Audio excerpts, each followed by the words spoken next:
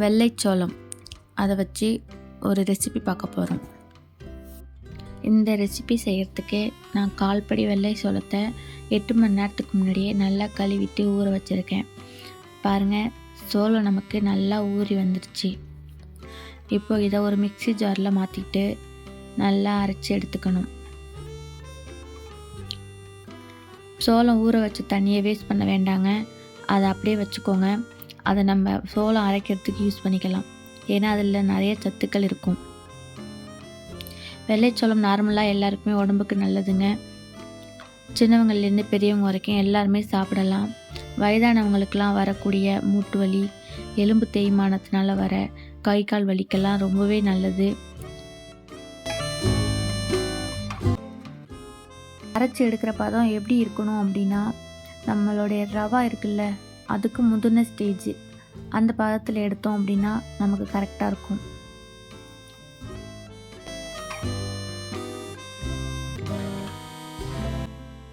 இப்போ பாருங்கள், சோளம் நமக்கு நல்லாவே அரைஞ்சி வந்துருச்சு. இதை நம்ம எடுத்து ஓரமாக வச்சுக்கலாம்.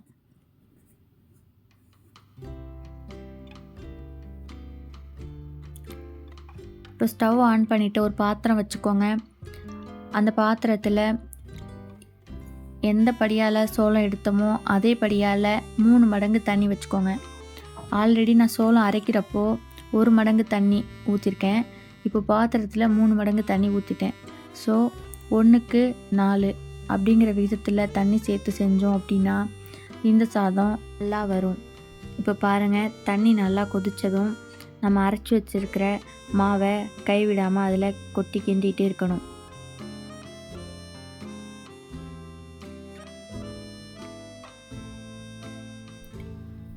அடுப்பை மீடியம் ஃப்ளேமில் வச்சுக்கோங்க. ஒரு 10 நிமிஷத்துக்கு கைவிடாமல் நல்லா கிண்டிக்கிட்டே இருங்க.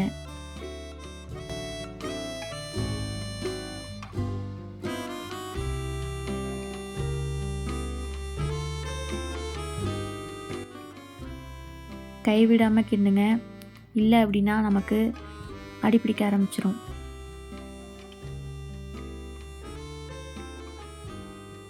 பாருங்கள், முன்னாடி பார்த்ததை விட இப்போ நல்லாவே கெட்டியாயிடுச்சு. இந்த ஸ்டேஜில் ஸ்டவ்வை லோ ஃப்ளேம் வச்சுக்கிட்டு ஒரு 10 நிமிஷம் நல்லா கொதிக்கட்டும். அப்பப்போ கிண்டி விடுங்க.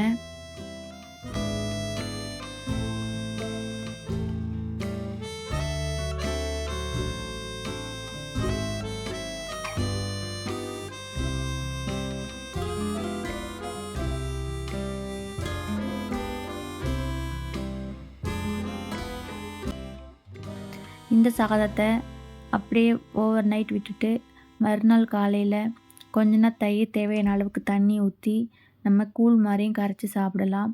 அப்படி இல்லை அப்படின்னா சூடாகவே ஏதாச்சும் ஒரு வகையான சட்னி வச்சு கூட சாப்பிடலாம். ரொம்பவே நல்லாயிருக்கும்.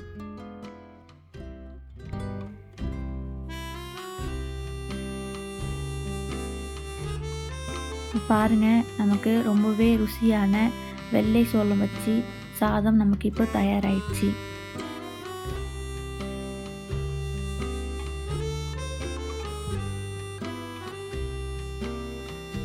நீங்களும் உங்கள் வீட்டில் மறக்காமல் இதை செஞ்சு பாருங்கள்.